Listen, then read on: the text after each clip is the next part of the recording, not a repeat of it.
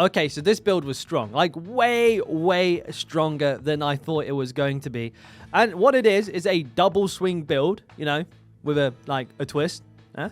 But in all seriousness, we're going to break down the build, what it is, how it works, and what makes it tick. And I think the first thing I want to get into is the overall focus on berserking. It's a really big deal with a lot of Barbarian builds this season, and that is thanks to the Blood Rage Paragon node. This allows us to scale our berserk damage multiplicatively. What it does is it takes 25% of our total damage bonus while berserking and makes that a separate damage multiplying bucket, which just means lots and lots of damage for us. So you'll see a very strong sort of leaning into that throughout this build guide, and I'll talk about everything as we get through and how it all synergizes. I want to first start by talking about the gear, because this is kind of laying the foundation for how all of this works, and it'll make a lot more sense this way.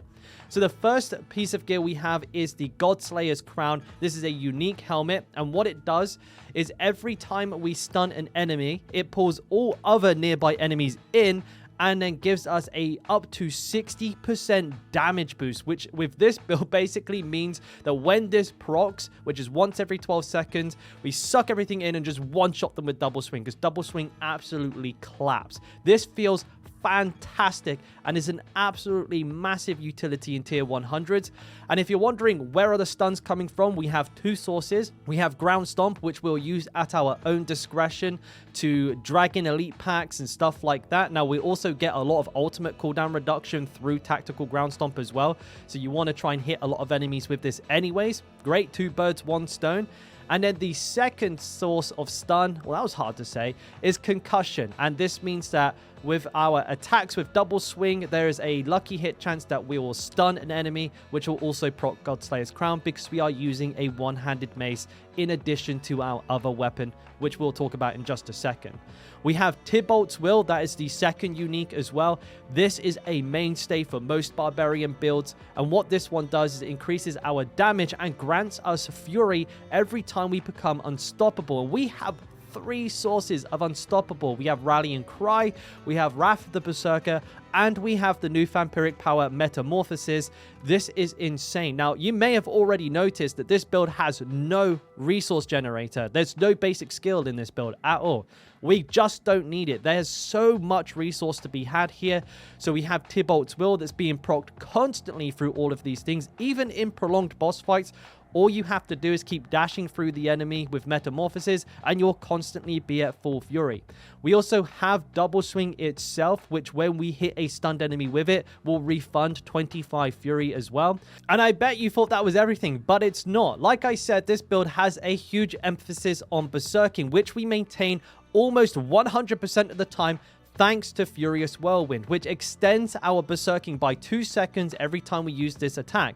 Now, we have insane attack speed. We have aspect of accelerating, and we have the Vampiric Power Ravenous. So we are attacking like a bazillion times a second. So we are constantly capped, and we are also using Unconstrained, which increases our berserk threshold up to 10 seconds, and we're going to be at that all the time, believe me. And then as for how we're proccing berserking, we have Warcry and Wrath of the Berserker, which then gives us basically a permanent berserk fury, which is 6 fury per second. And that's not to even mention the resource gen, the damage reduction, and damage bonus that Berserking gives us as well. It's the full package, boys. It is insane. And then the final unique we have is the Magnum Opus. With any dual wield build, this is just a must-have. It allows us to scale our damage with Max Fury, so you'll see a lot of that in the Paragon board. And again, it's just a huge damage multiplier. This is a must-have for this build. It scales the damage massively and is a lot of fun. So now we've spoken about the uniques, let's talk a little bit about the twisters, because this is a big part of the build. And we have the Devilish aspect, which will summon a twister every time we spend 100 fury. And we have the Windlasher aspect, which will summon a twister if we double swing twice within 1.5 seconds. And like I said, attack speed in this build is cracked. So we're going to be making a crap ton ton of twisters. And the reason we're leaning into this is, firstly, we have the new Paragon glyph twister, which scales the damage of this up an insane amount, as well as actually giving us a baseline multiplicative damage bonus when we summon twisters. But the twisters themselves don't mess around. I've got them hitting like 300, 500k, and my gear is toilet tier.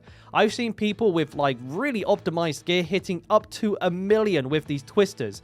And the reason this is so good is because it covers Double Swing's biggest weakness, and that was AoE. It just never had any. He was always running after the little goober enemies that would run away from you and stuff like that. But now the tornadoes just shred them to pieces. You don't have to worry about it. So just a fantastic and really cool way to solve one of the biggest problems this build had. Now we'll quickly cover the vampiric powers. You've already heard about why we have Ravenous and why we have Metamorphosis. But we have Prey the Weak. This gives us a nice big damage bonus to vulnerable enemies, which we will always be hitting thanks to Metamorphosis and also Exploit. Sanguine Brace gives us a really nice big chunk of crit, which is fantastic for this build, as well as giving us like infinite fortify, basically. Every class is like perma fortified thanks to this one. And we have Undying. Now, Undying this is why, probably one of the big reasons why this build is so tanky, besides all of the Berserk uptime and bonuses from that. But we heal for 3% every time we cast a skill. And we're double swinging like 3-4 times a second. So there's like infinite healing coming in here. As long as you don't get one shot, basically nothing's going to be able to do anything to you, because you'll just heal that damage instantaneously. So all in all, it's just a really, really good build. Like I said, tanky, damage, speed, has it all. As for playstyle, really straightforward. For the most part, you just hold down right click and point your mouse cursor at enemies, and your Barb's just going to go off and kill them all. But some pro tips would be, again, save that ground stomp for when you have big packs of enemies, and especially elites, because you want to get that cooldown reduction from strategic and drag them all in for a big one shot. Make sure you're casting your shouts nearby enemies so that you're getting full value out of the Bold Chieftains aspect. You want all that cooldown, super important. And then Wrath of the Berserker, you can pretty much use on cooldown with this build. But again, just be aware that you have at least like Rallying Cry, Dodge, or Wrath of the Berserker available at any one time, at least one of them. That way you can always break a CC so that you don't get killed by that. But other than that, very simple, straightforward play, and it feels absolutely amazing. Seriously, one of the biggest surprises of builds I've seen this entire season. Now, I know all of this information can be pretty overwhelming, so what I've done is I've included a full build guide in the description below with everything. All of the skills, all of the talents, the paragon, the items, the aspects, the stat priorities, with a full written, super in-depth guide as well for you to follow. Link for that will be down in the description. But that's it. That's the whole video. I hope you enjoyed it. I hope you found it informative. If you did, don't forget to leave a like and maybe subscribe if you're down for more Diablo 4 content, and maybe check out the stream sometime. Link also for that down in the description. But thanks for watching. I'll catch you on the next one. Peace.